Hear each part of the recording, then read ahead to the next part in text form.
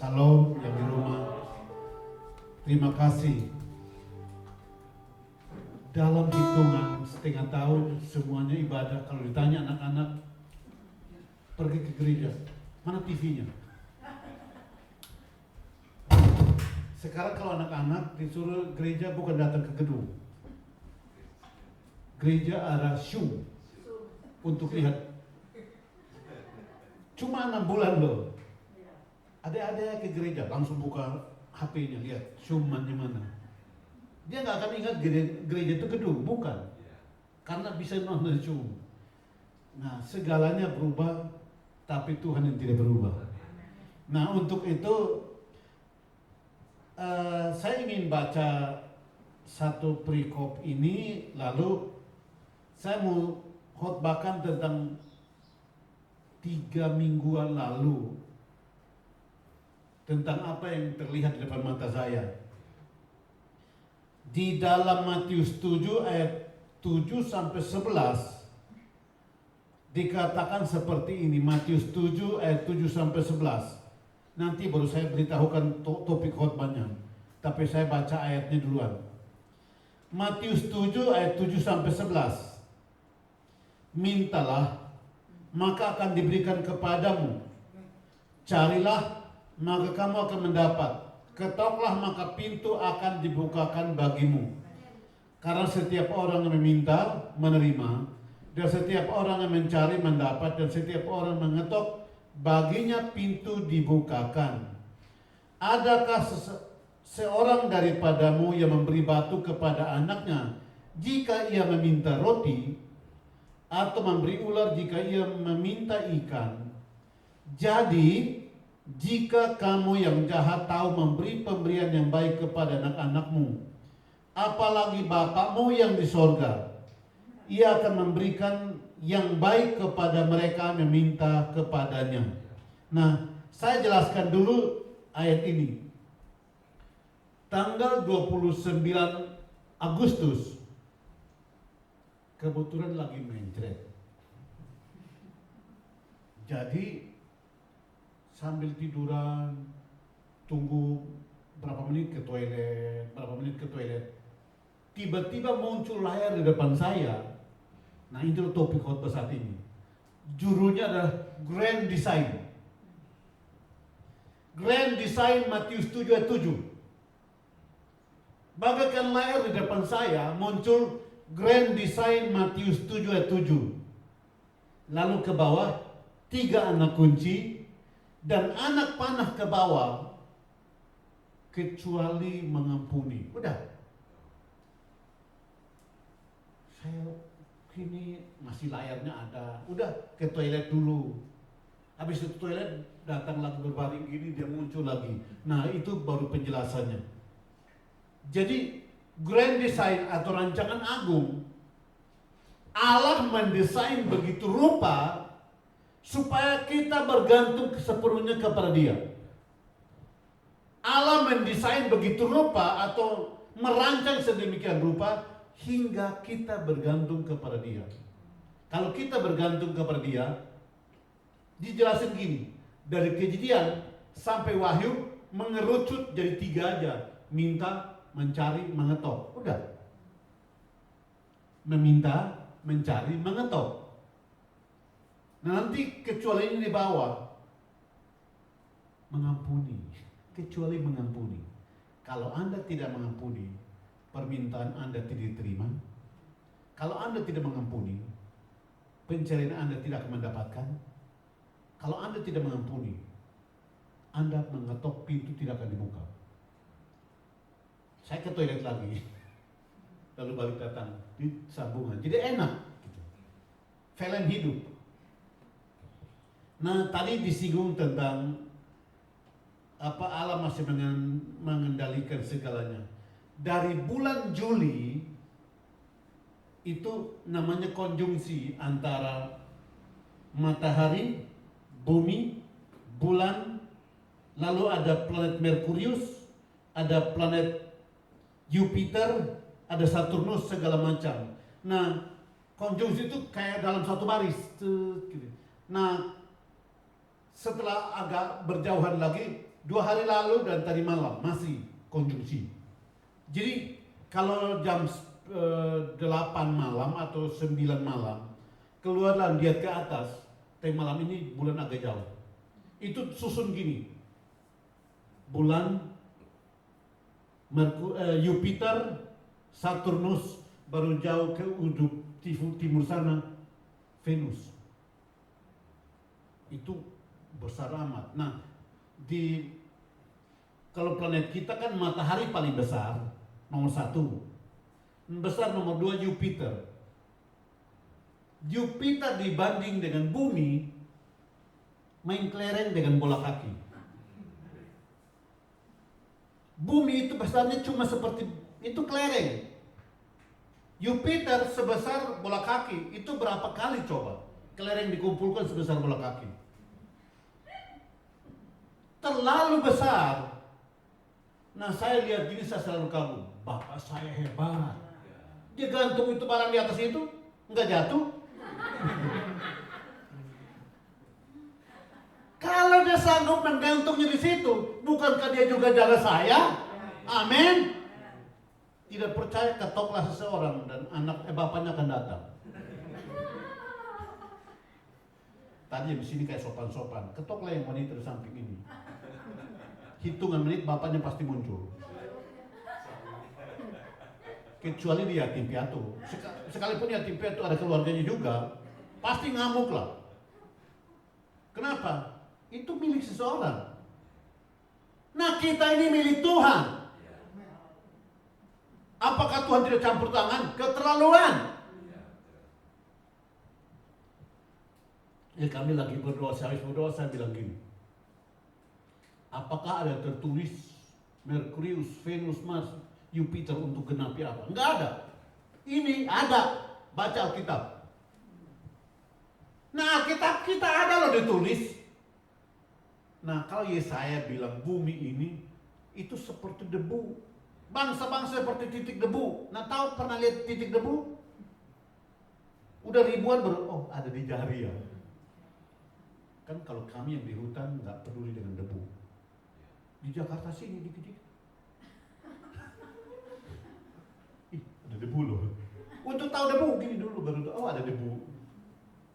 Nah, itu kita di bumi kayak gini, setitik debu. Carinya susah. Sekarang Jupiter, matahari paling besar, Jupiter nomor 2. Itu kalau digambarnya heran amat. Tapi ada bintang namanya N38. Itu matahari cuma setitik debu dan dia lebih besar dari bola.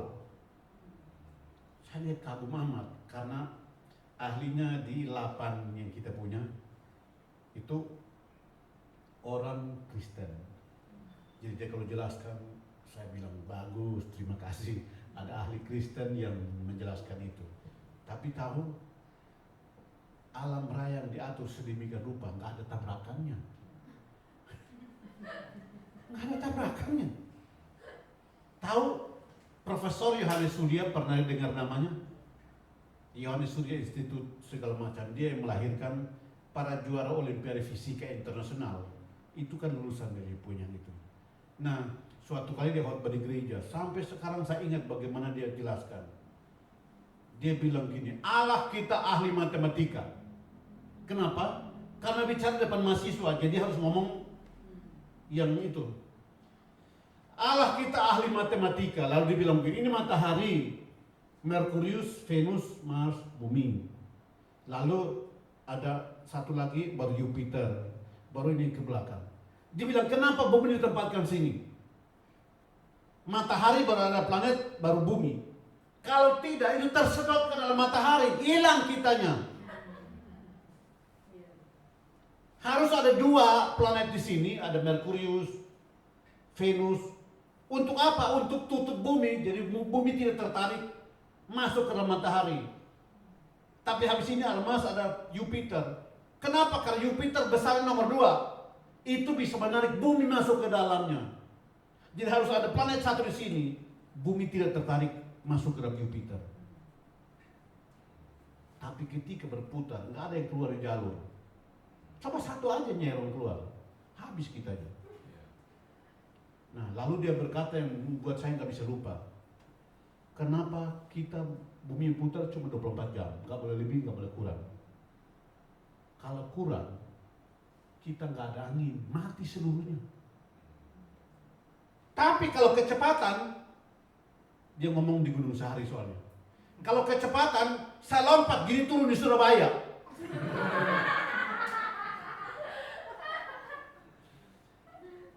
Kalau kecepatan, lompat di Jakarta turun di Surabaya.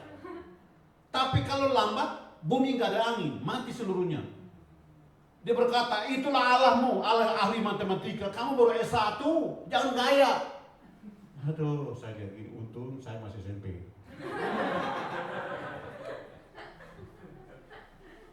Dan dia jelaskan Mazmur 8. Dia berkata gini, kulihat bulan dan bintang. Kulihat bintang-bintang, dan nyanyi itu.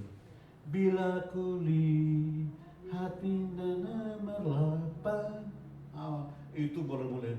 Maka jiwaku pun memujimu. Semua anak mahasiswa nggak perlu undang. Maju semua ke depan didoakan. Saya bilang tidak ada tantangan, maju sendiri. Cuma nyanyi lagu itu. Maka jiwaku pun memujimu. Sungguh besar kau Allahku. Loh, kalau putar lebih cepat jangan lompat Jakarta turun Surabaya. Tapi kalau lambat kita enggak ada itu. Kenapa? Allah kita ahli matematika. Dia itulah yang menjaga dirimu dan diriku. Amin. Dia itulah yang menjaga dirimu dan diriku. Itu sebabnya grand design Matius 7:7, Allah merancang sedemikian rupa. Kenapa Allah merancangnya? Supaya lahir 3 anak kunci ini. Karena dalam Mazmur 123 dijelaskan, Mazmur 123, bahwa seperti hamba perempuan memandang ke tangan nyonyanya, demikian seperti hamba laki-laki memandang kepada tangan tuannya. Untuk apa? Diulurkan, memberikan sesuatu. Jadi dia mengharapkan uluran tangan sang tuan. Uluran tangan sang tuan itu sangat penting. Untuk apa? Bergantung sepenuhnya kepada dia. Dengan kita bergantung sepenuhnya kepada dia, 3 ini muncul. Minta. Minta. Kenapa minta? Kalau nggak minta, ya nggak dapat. Nah, saya contohkan tentang yang tadi ini gini aja. Yang kalau punya anak dan masuk sekolah, sampai ke sekolah ketahuan sepatu dan pakaian seragamnya robek. Pertanyaannya, nanti ditanya nama siapa ditanya? Bapak kamu nama siapa? Enggak tanya anaknya kok. Baik, nama bapak kamu siapa?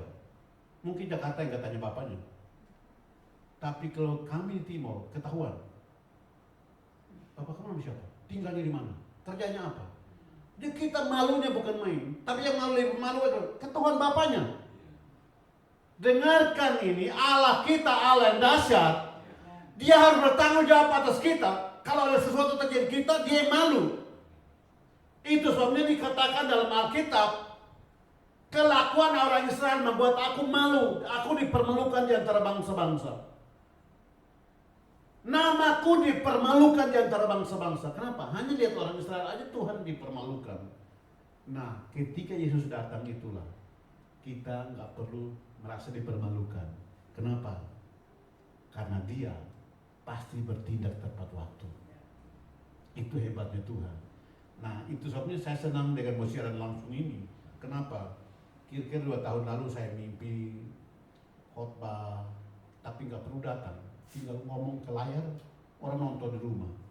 Saya bilang istri saya, nanti saya mimpi gini, nanti tangga, tapi itu memang kisah tentang di rumah kami. Tinggal naik tangga, lalu menghadap kamera, orang nonton di rumah tanpa perlu bertemu saya. Istri saya bilang begini, kayak orang terkenal aja. Emang lu siapa? Gini, mikirin dikit, mimpi yang ini. Emang lu siapa? Syukur. Mengusik bapakku, dia bertindak. Sekarang kan buktikan, siapa suruh ganggu anaknya? Jadi, ya diberitahukan apa yang kita mau buat gitu. Makanya kayak gini saya agak kaget, biarinlah. Tadi pagi saya dapat berita dari salah satu anak binaan di Soe Timur. Dia datang ke Jogja melayani. Gara-gara COVID dia nggak bisa pergi melayani. Tapi dia bilang, syukur Kak, hari Minggu ini saya bisa khotbah 3 gereja tanpa perlu ke sana, tanpa buang waktu ke sana. Tinggal menghadap kamera dan mereka nonton di rumah. Yang belum pernah saya bisa lakukan dalam satu hari 3 kali khotbah. Sekarang nggak perlu keluar, tinggal menghadap kamera, 3-3-nya udah terjawab. Terima kasih. Daripada saya komentar, saya cuma begini aja.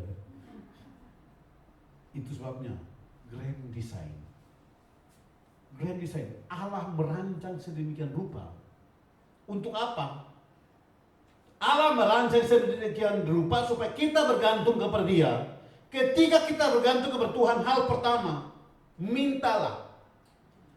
Kalau kita bergantung kepada Tuhan, hal pertama yang timbul, minta. Dikatakan mintalah, maka akan diberikan kepadamu. Orang bisu aja bisa minta. Nah kita yang tidak bisu, kenapa kita tidak minta? Bukan Allah tidak mau dengar, bukan. Tapi itu membangun keintiman. Maaf, selama COVID baru kali ini saya bisa khotbah di sini. Karena langsung dari rumah, pakai YouTube, udah selesai. Tidur diam-diam. Kenapa saya jawab, iya datang? Karena saya kenal Pak Andi. Nggak enakan kalau nggak datang. Kalau nggak alasan ribuan bisa berikan. Kalau kita berdalih ribuan alasan kita bisa muncul. Enggak A, enggak B, walaupun enggak sakit perut, tiba-tiba sakit perut. Enggak kencing, bilang mau kencing, bilang. Tapi kalau orang kita rasa akrab, enggak ada alasannya. Mau jauh, bohong. Jauh juga dia pasti datang kok. Nah kenapa dari Januari sampai sekarang nggak pernah datang untuk kebaktian? Karena cuma dari layar ke Palembang aja tinggal kirim. Lalu bulan lalu ke Serang Timur, Tangerang, lalu Surabaya dan Taipei.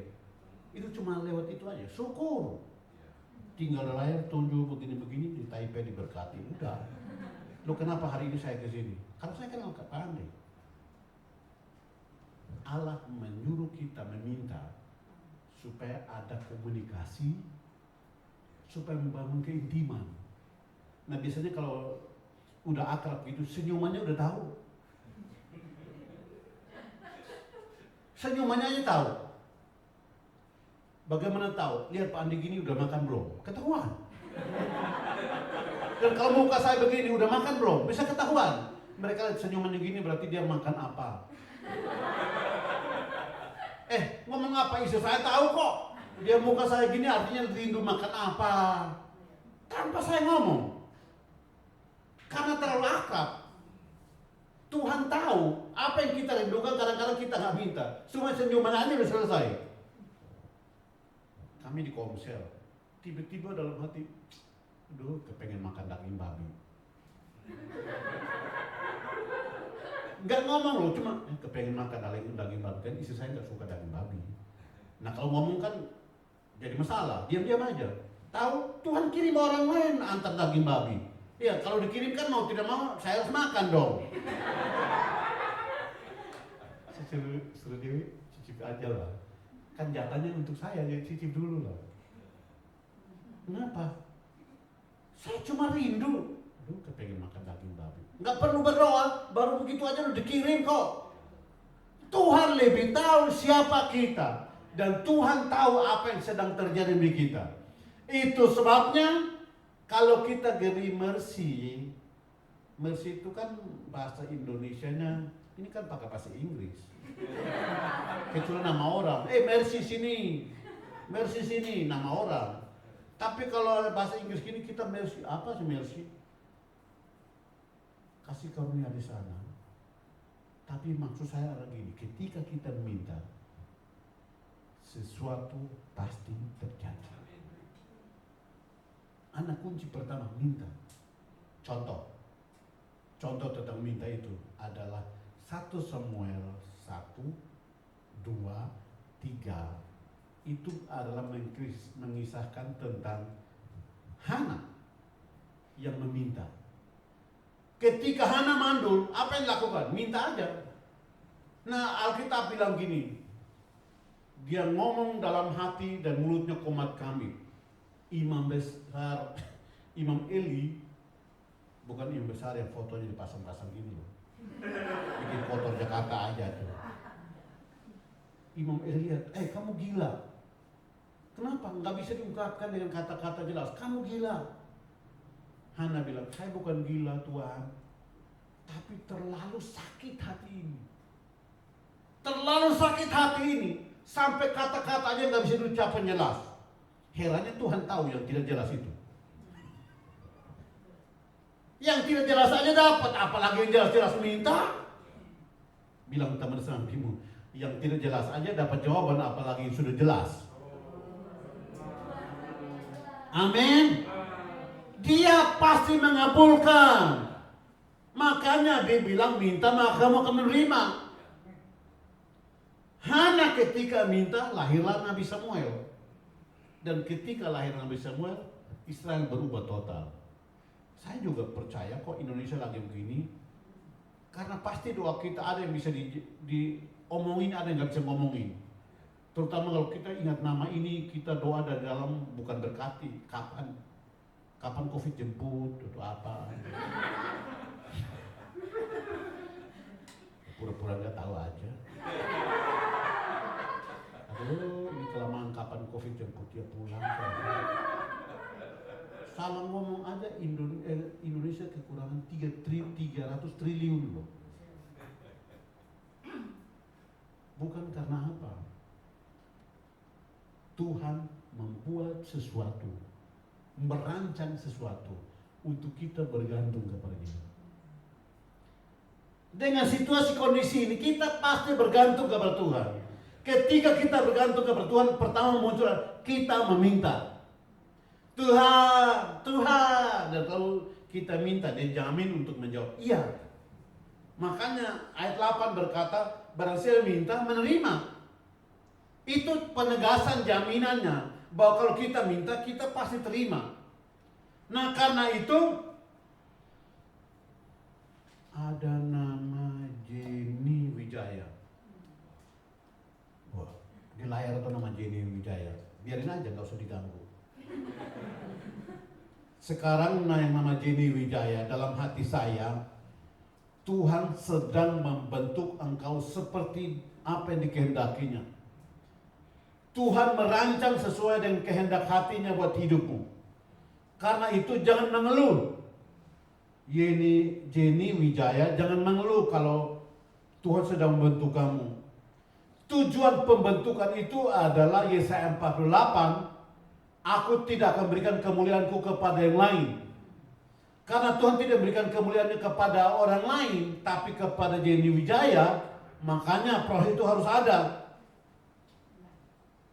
Proses itu harus ada. Dia bilang aku masukkan engkau dalam dapur peleburan. Tujuan dimasukkan dalam dapur peleburan itu karena dia tidak memberikan kemuliaan kepada yang lain. Kadang-kadang kita berdoa, Tuhan jauhkanlah ini daripadaku. Itu artinya berikan kemuliaan kepada orang lain. Nanti sebentar itu kita nyesal, aduh. Emas sekarang udah 1 juta lebih. Yang dulu bong-bong emas sekarang udah kasihan. Kalau punya aja emas rasanya kayak apa gitu. Nah, kita Tuhan menemukan bagaikan emas atau tidak. Nah, itu proses apinya. Nah, tapi saya lebih gampang memakai Gucci. Karena emas kadang-kadang kita nggak sanggup bilasin, tapi Gucci tahu. Itu tanah liat biasa, diambil dibentuk, jadi basahin dulu tanahnya, baru dibentuk sedemikian rupa seperti yang diinginkan oleh si pembuatnya. Tuhan bilang, aku penjuru kamu tak lihat. Oh, dibentuk. Habis dibentuk, apa yang dilakukan? Masukkan ke api. Bagaimana kalau dalam api? Kesakitan, langsung lari keluar. Guci nggak jadi. Nah, menurut kitab Maleakhi dikatakan gini, dia duduk dan mengipas.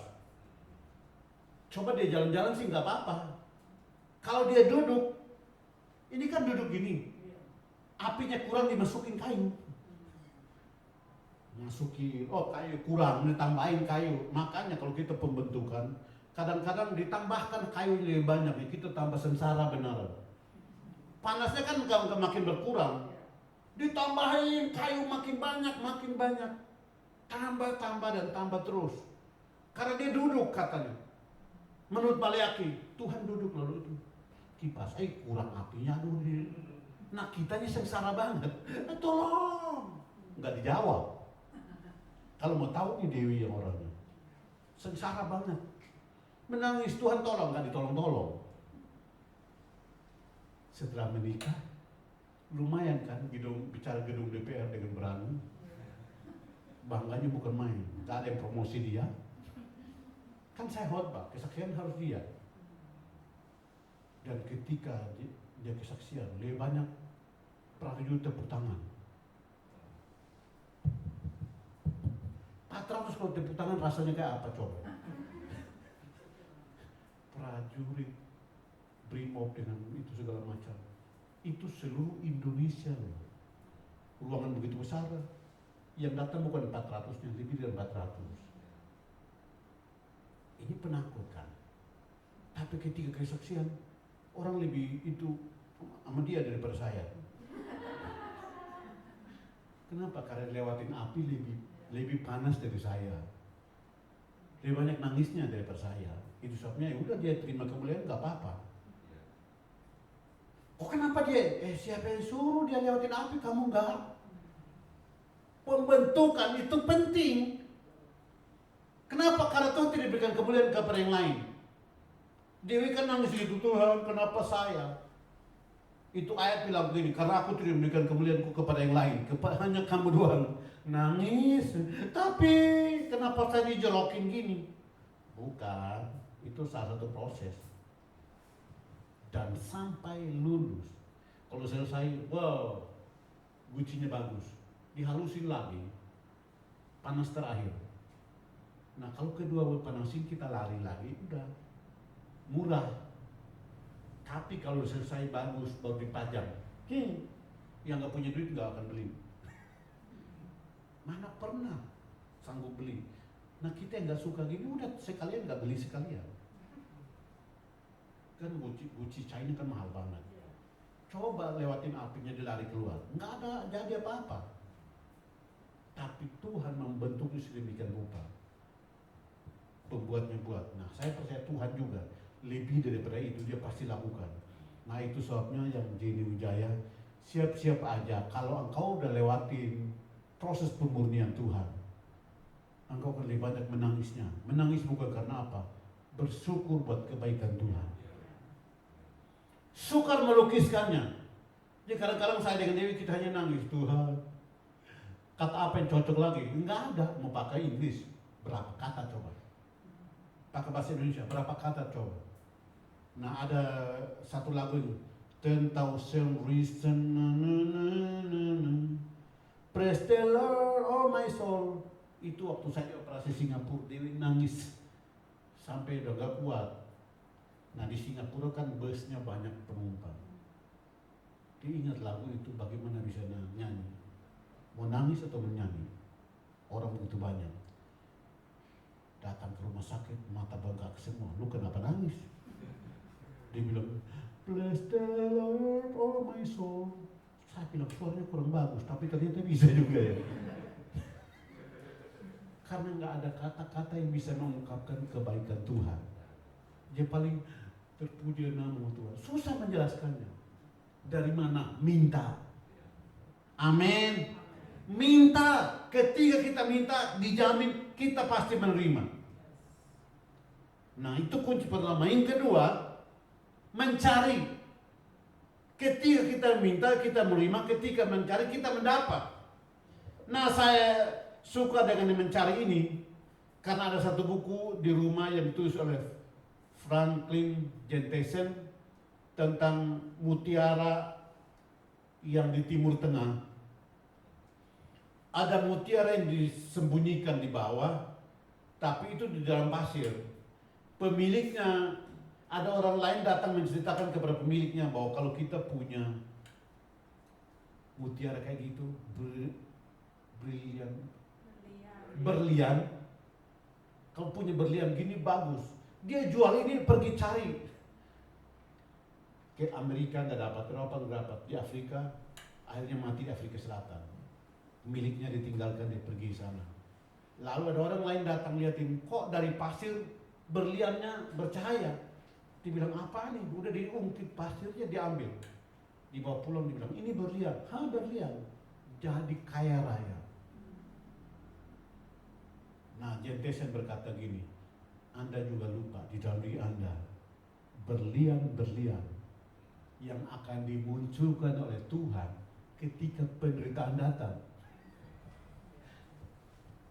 Kalau tidak ada penderitaan, nggak ada berliannya. Tapi penderitaan datang memunculkan berlian-berlian dalam diri kita. Nah, yang masalah itu bungkusnya yang tidak baik. Ayub dapat yang terbaik. Ayub bukan ini Ayub Alkitab, tapi sama juga kisahnya. Ayub mendapat kemuliaan yang besar, tapi bungkusannya penderitaan. Anak-anaknya meninggal, istrinya ngomel, tapi nanti akhirnya itu. Jadi mutiara didapat lewat penderitaan, bungkusnya yang tidak bagus. Atau Yusuf mau jadi Perdana Menteri, lewatin dulu sumur, lalu jadi budak, jadi narapidana, keluar jadi Perdana Menteri. Bungkusannya itu yang tidak bagus. Nah, Allah membuat bungkusan tidak enak, itulah mutiara dalam diri kita kadang-kadang terpendam. Potensi karunia talenta nggak ketahuan. Seperti tadi song leader sini, nyanyi kebanyakan. Kenapa? Potensi tersembunyi dalam, pengen keluarin. Coba nggak ada gereja ini, kemungkinan nggak bisa nyanyi. Potensi orang akan keluar ketika dimunculkan ke atas.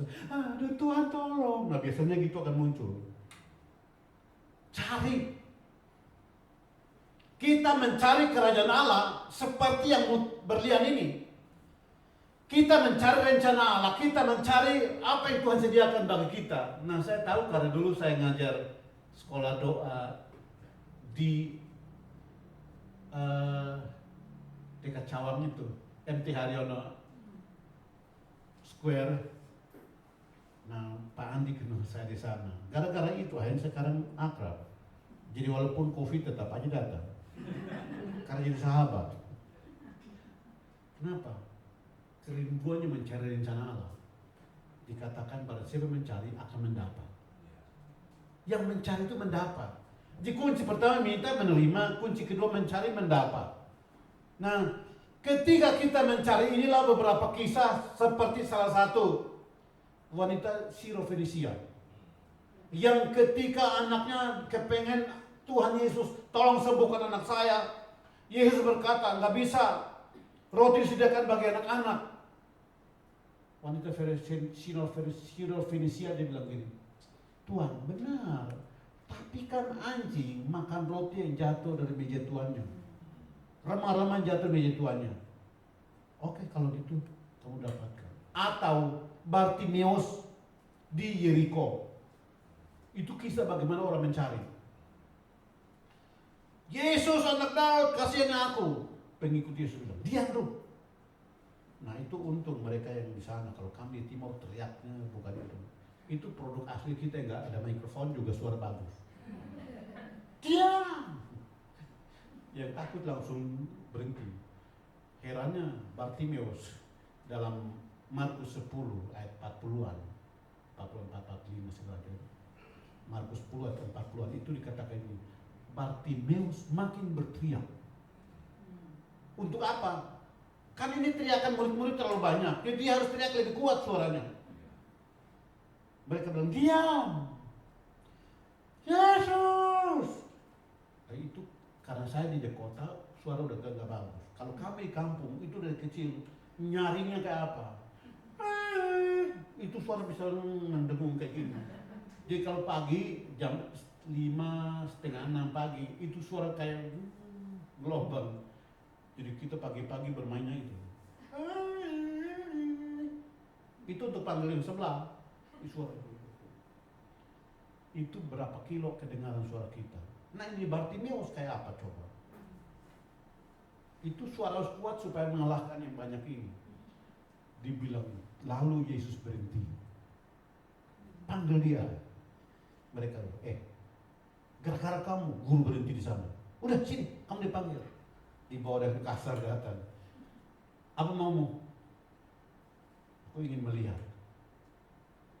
Herannya, Yesus udah lihat pakaian gini kan udah tahu ini orang buta. Pakaian gini kan udah gembel, kenapa harus tanya? Karena bisa aja dia minta duit. Bisa aja dia minta yang lain-lain. Itu sebabnya doa yang spesifik itu pentingnya poin di sana. Yesus tanya, apa yang kau mau aku perbuat bagimu? Siapa tahu dia minta bukan yang ini, minta yang lain. Yesus bertanya, apa yang kau mau aku perbuat bagimu? Dia cuma jawab gini, Bartimeus berkata gini, aku kepengen melihat. Aku gak kepengen duit. Aku gak kepengen uang, aku kepengen melihat. Lalu Yesus berkata, jadi kepadamu seperti yang kau minta. Dan jawabannya datang. Nah, saya suka kisah ini karena Susut Hating tahun 91 itu KKR kasih kuasanya oleh Renard Bongke di Stadion Utama Senayan Jakarta. Saya pertama kali diminta jadi head usher. Orang kampung baru datang, bangganya bukan main, apalagi head usher kan pakai ban di sini. Kami datang baru si Susut Hating jelaskan. Dia bilang gini, dia melayani Afrika, Susut Hating melayani Afrika. Itu kan debu banyak, lalu kalau hujan lumpur banyak. Dan sepatu dia katanya kayak mulut kuda, jadi kalau jalan terbelah, yang satunya di bawah, yang atasnya ikut terangkat. Karena di belakangnya masih ada nempel, jadi kalau jalan sepatunya gini. Dia berdoa, Tuhan minta sepatu. 2 tahun gak dapat sepatu. Dia marah. Ketika dia marah, Tuhan berkata, Suset, sepatu terlalu banyak di dunia. Kau minta apa? Terbuat dari apa, dan warna apa, dan ukuran berapa? Tajam amat. Saya ingat karena Susut Hating berkata gini, karena saya orang Jerman, kaki saya panjang. Bukan kaki sawah loh, kaki panjang. Saya ngomong gini karena Dewi gangguin saya. Kaki saya itu kaki sawah, panjang. Bukan, maksudnya ya intermezzo lucu aja. Tahu apa katanya? Saya karena orang Jerman kaki panjang, saya minta sepatu nomor 43. Sama dengan saya saat ini. Saya juga sepatu nomor 43. Kalau nggak percaya turun ke bawah, ada di bawah. Panjang banget. Makanya susah dapat nomornya. Sepatu nomor kecil banyak amat di toko. Yang nomor gitu, nomor 43, 44 nggak ada. Susah. Dia jawab begini, saya minta nomor 43 terbuat dari kulit dan warna coklat. Kenapa coklat? Supaya kalau kena abu nggak kelihatan kotor. Kenapa dari kulit? Supaya tidak mudah robek. Dia habis berdoa, Tuhan saya minta sepatu yang nomor 43 warna coklat terbuat dari kulit. Lalu tidur. Di tengah malam ada wanita lain bermimpi besok jemput Susut Hating dan pergi ke toko yang itu, belikan sepatu nomor 43 warna coklat terbuat dari kulit. Di pagi-pagi orang itu datang jemput Susut Hating. Dia bilang, lo kenapa kamu datang? Ya saya mimpi tadi malam. Tuhan suruh belikan sepatu kamu buat kamu nomor 43, warna coklat dari kulit, terbuat dari kulit. Dia menangis, dia bilang, Tuhan, saya berdoa 2 tahun, gak dapat sepatunya. Kok sekarang saya berdoa detail gini, gak sampai 1 hari, malamnya tidur orang udah mimpi. Dia pergi ditujukan tempatnya dan dia pulang. Dia pulang, dia bilang, berarti saya mengajar doa harus begini. Itu sebabnya kenapa dia mendampingi leher bongke, karena berdoanya mulai tajam, spesifik. Dia bilang kalau berdoa spesifik cepat amat. Nah, yang membuat saya ingat adalah Tuhan bertanya buat si Suset hati, Suset, sepatu di dunia terlalu banyak, terbuat dari bermacam-macam dan ukurannya terlalu banyak. Kamu mau yang mana? Ya, kita di sini apa yang Anda rindukan? Kadang-kadang kita, Tuhan tahu. Ya Tuhan tahu, tapi ukuran sepatu kalau kita nggak minta, siapa tahu kita minta warna lain. Kadang-kadang kita habis beli sepatu sampai rumah baru nyesal. Bukan karena apa, saya kan jarang beli, dikasih sepatu. Ini aja dibeli. Saya syukur, saya nggak pernah beli. Kayak gini, bukan karena saya beli. Lumayan kan harganya. Juta.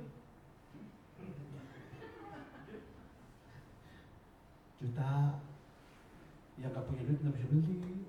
Tapi karena saya nggak bisa beli, dikasih ya udah. Nah, kita lanjut poin yang kedua ini, mencari. Ketika kita mencari, pasti kita mendapatkannya.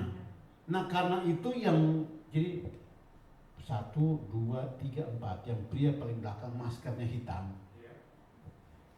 Dengarkan ini 2020.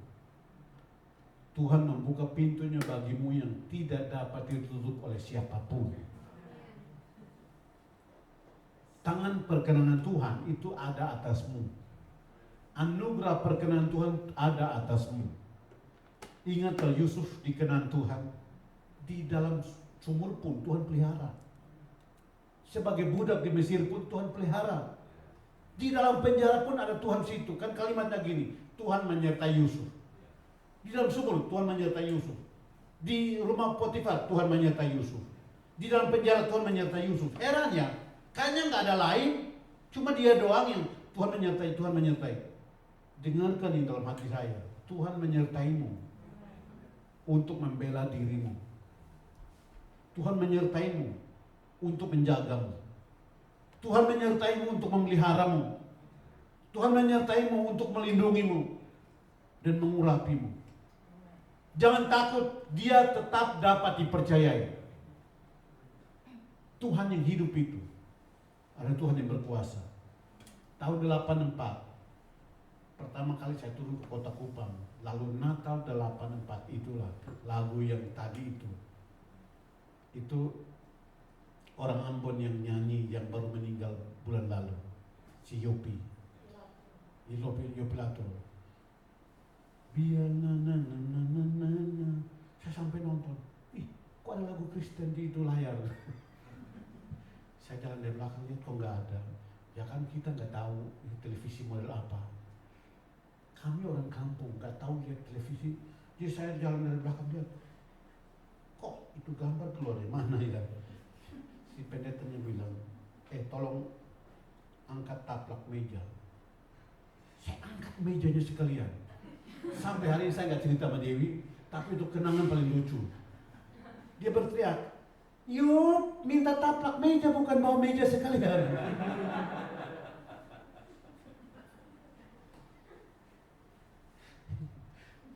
Lumayan berat mejanya, saya balikin mejanya dan taplaknya dia ambil. Dia bilang, kamu, ya udah, daripada saya ambil salah-salah, mendingan bawa sekalian. Kan bilang taplak meja, nah nggak tahu taplak itu apa ya, meja ya tahu meja, ya udah sekalian aja. Kita di kampung mana tahu taplak meja itu apa? Kan kami di kampung nggak pakai meja. Nah dia bilang taplak meja, saya pikir meja, sekalian dia angkat mejanya. Tetapi dia Tuhan memelihara. Na, na, na, na, na, na, na. Na, na, na, na, na, na, na, na, na, na. Makanya tadi saya lihat, lagu dulu 84. Itu tahun 84 itu lagu pertama kali saya lihat di televisi, acara Natal. Acara Natal, karena pertama kali saya turun ke kota dari kampung. Yang main itu keyboardnya Yohan Tanamal. Nggak tahu dia dari mana. Kita lihat, wow, TVRI dulu. Nah, kita tinggalkan itu. Kita balik lagi ke poin ini, mencari. Apa yang kita cari? Apa kita cari kepenghargaan diri? Apa yang kita cari? Yang lain akan berlalu, kecuali Tuhan aja yang tetap. Kalau kita mencari apa dari Tuhan, itu nggak akan pernah hilang. Nah, kalau mundur sedikit ke 2 minggu sebelumnya, berarti belasan Agustus, saya mimpi yang lain. Mirip layar juga, tapi bunyinya gini. Yefta, kitab Hakim-Hakim. Yefta, Simpson. Yefta melayani dan diurapi itu karena kebutuhan. Simpson melayani karena dipilih sejak kandungan. Tetapi dua-duanya Tuhan pilih.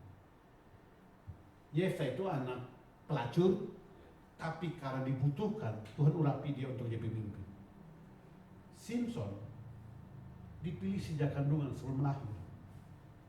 Jadi dalam mimpi itu penjelasan ini, supaya dua-duanya jangan sombong. Yang satu bilang begini dibutuhkan, jadi dia ngejek yang lain. Yang satu bilang, tahu diri dong, dipilih sejak lahir. Dua-dua nggak bisa bangga karena Tuhan yang pilih. Nah, di dalam mimpi itu jelaskan ini kelemahannya apa, yang Simpson kelemahannya apa. Nanti jadi buku, tenang aja. Sekarang sudah buku ke-13 di 2020. Sejak Januari saya bilang Tuhan, 2020 berarti 20 buku.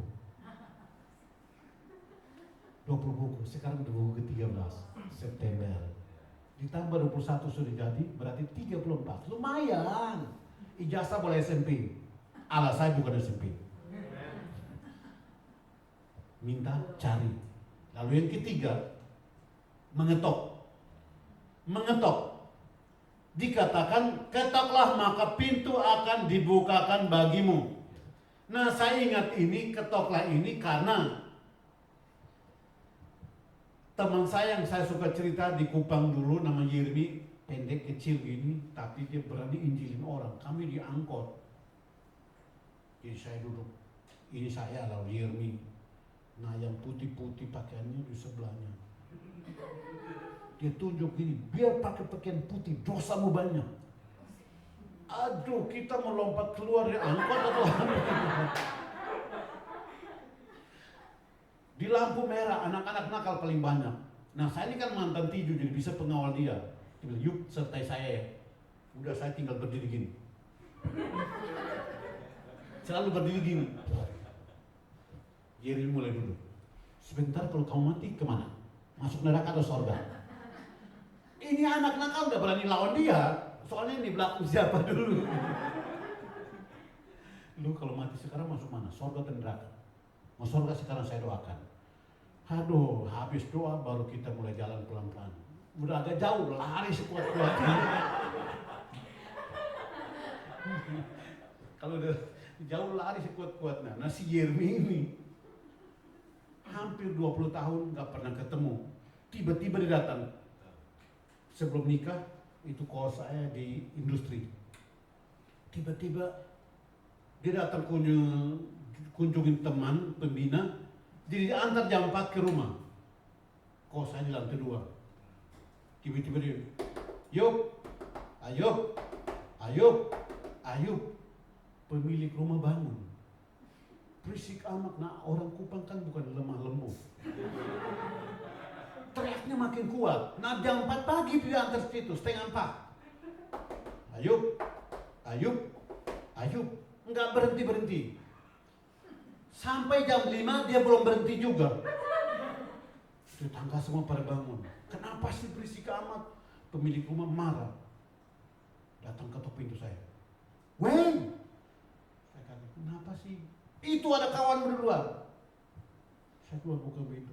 Ya Yermi. Kenapa saya emosi tapi ketika lihat dia, ya Yermi, kan sahabat baik. Kenapa saya buka pintu buat dia? Kan dia sahabat baik. Dan Yesus berkata dalam dalam Lukas, dalam topik yang sama, kan Yesus bilang gini, adakah seorang sahabat yang datang bertemu ke rumahmu, mengetok pintu, kamu tutup? Enggak. Kita akan buka pintu buat dia. Kenapa? Kan dia sahabat kita. Hal yang sama, kenapa saya buka pintu buat Jeremy? Karena dia sahabat baik saya. Udah saya bawa masuk ke dalam, saya bilang, udah kamu tidur sekarang, saya mau tidur. Tapi diam dulu tidur. Udah saya ambil kain tutup mukanya, saya tidur. Yang penting kamu dalam supaya jangan ganggu orang lain. Nah, selesai paginya baru dia lanjutkan perjalanan. Saya bilang, lu lain kali datang ketok, tahu diri dong. Dia bilang, habis kalau tidak begitu kamu gak bangun. Ya, berarti ayat itu benar. Ketok terus. Nah, saya contohkan ini karena kami di kampung, ini ayat paling hidup buat saya. Ini rumah perumahan, lalu kebunnya 2-3 kilo di hutan. Ini rumah atau kampung, lalu kebun 2-3 kilo di hutan. Ketika orang tua pulang dari kebun, mereka masuk ke rumah, kunci pintu dan tidur. Paling cepat itu jam 7 udah tidur. Kalau Jakarta jam 1 masih belum tidur. Kalau kami kampung jam 7 udah tidur karena nggak ada lampu. Nah, kalau kami terlambat datang, pintu dikunci, apa yang kami buat? Pertama ketok dulu. Ketok pakai tumbuk ini. Itu pintunya bukan papan biasa, itu yang papan keras punya. Kalau nggak buka pintu, batu besar diambil. Buka. Kalau nggak buka, ini pentungan besar, ambil baru pakai. Pilih mana? Pintu lubang atau buka pintu? Saya baca ayat ini, saya ingat itu. Dia harus buka, kalau nggak pintu rusak. Daripada ketok, ini kan tangan luka. Ambil batu aja, pok. Nggak buka, udah ambil kayu besar, belum. Buka, ya harus buka, kalau nggak pintu bolong. Ayat ini, ketoklah maka pintu dibuka. Saya ingat kembali di kampung. Itu artinya manusia jahat aja berani buka pintu, apalagi Bapa di sorga. Amin. Kalau manusia jahat aja tahu membuka pintu bagi anaknya, bukankah Bapa di sorga masih berlambat-lambat membuka? Enggak. Lukas pasal 18 berkata, adakah Allah mengulur-ulur waktu untuk menjawab doa mereka berseru kepada siang dan malam? Masalahnya adalah dia merancang grand design, dia merancang sedemikian rupa. Nah, sekarang saya jelaskan ayat 11 untuk ini. Jadi jika kamu yang jahat tahu memberi pemberian yang baik kepada anak-anakmu, apalagi Bapamu yang di sorga, ia akan memberikan yang baik kepada mereka yang meminta kepadanya.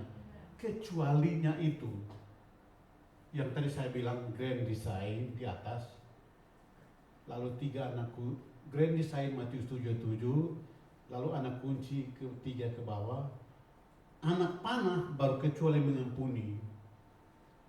Itu di bawahnya, kecuali mengampuni itu di bawahnya ada Matius 6 ayat 12, 13-14. Bunyi ayat itu adalah, ampunilah kami seperti kami juga mengampuni orang bersalah kepada kami. Ayat 14-15 berkata gini, jika kamu tidak mengampuni, Bapa di sorga tidak akan mengampuni kamu.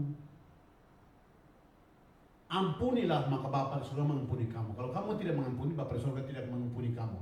Jadi kita bergantung kepada Allah, lalu kita meminta, mencari, mengetok. Tapi kalau kita tidak mengampuni orang lain, seperti kita juga diampuni, ya kita tutup pintunya. Untuk Allah tidak memberi apa yang kita minta, tidak mendapatkan apa yang kita cari, dan tidak dibuka pintu bagi kita.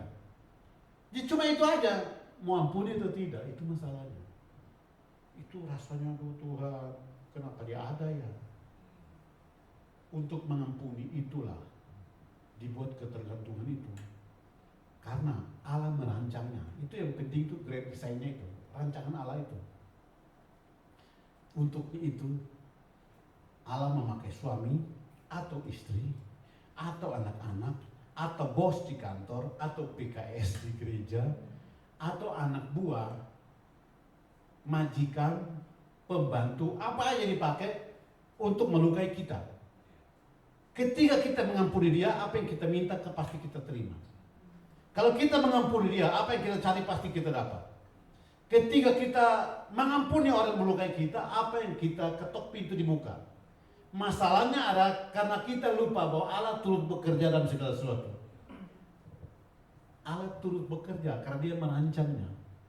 Saya bangun dan goyang-goyang kepala, saya cerita sama Dewi. Mimpi hebatnya penjelasannya. Kayaknya khotbah padahal bukan, cuma dijelasin kayak layar. Jadi kenapa saya khotbah ini, karena itu lukisannya jelas, tinggal oh begini-gini dijelasin. Kalau kita mau masuk dalam grand design ini, Tuhan turut bekerja sama. Kadang-kadang jemaat memahitkan hati pemimpinnya. Kita udah layani habis-habisan, nggak ada syukurnya, nggak ada terima kasihnya. Khotbahnya begini-begini doang. Kita bilang nggak tahu diri, cuma lu yang khotbah sini. Kenapa saya ngomong gitu? Kalau saya khotbah biasanya Dewi ada catatan. Setelah khotbah saya ini kesalahan yang kamu sebut dalam khotbah. Kadang 1-2 halaman. Saya bilang, wah hebat amat ya. Ini khotbah saya kesalahannya 1-2 halaman. Yuk kita gantian yuk, yang khotbah saya duduk. Enggak. Tapi dengan adanya itu khotbah saya makin baik. Tapi kalau saya tidak lihat itu sebagai cara Tuhan membuat saya lebih tajam, lu apa sih? Gak bisa diam ya? Ya memang itu caranya. Jadi saya bergantung kepada Tuhan karena Tuhan buat cara itu. Salah satu orang yang terkenal dalam kisah sejarah ada Charles Finney. Dia khotbah itu perjalanan 550 km berapa lagi dulu naik kuda. Tapi ketika dia berkhotbah, istrinya di belakang berteriak, bohong, bohong. Setiap kali berkhotbah, istrinya selalu berteriak, bohong, bohong. Nah, ketika istrinya meninggal, di dalam bukunya tulis, tetangganya datang bilang, setan itu akhirnya ambil daripadamu. Orang bilang, Charles, setan itu ambil daripadamu. Apa kata dia?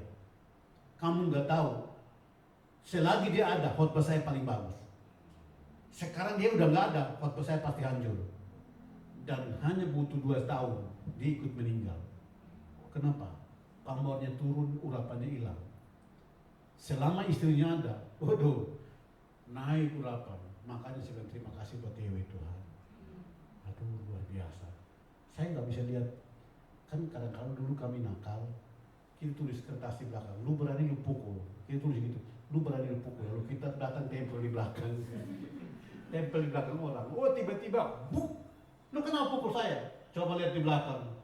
Copotin. Hei siapa yang tulis ya? Jadi bukan karena kita mau, ada anak yang nakal nulis. Nah kami dulu memang, kerjaannya kan itu. Lu berani lu pukul saya. Dapat sekupang. Lu berani lu pukul beta. Lalu kita tempelnya itu jadi datang lihat ya. Hai kamu baik. Waktu hai kamu baik, tempel dari belakangnya, hai kamu baik, rangkul. Habis kita lewat, orang lihat ini langsung datang.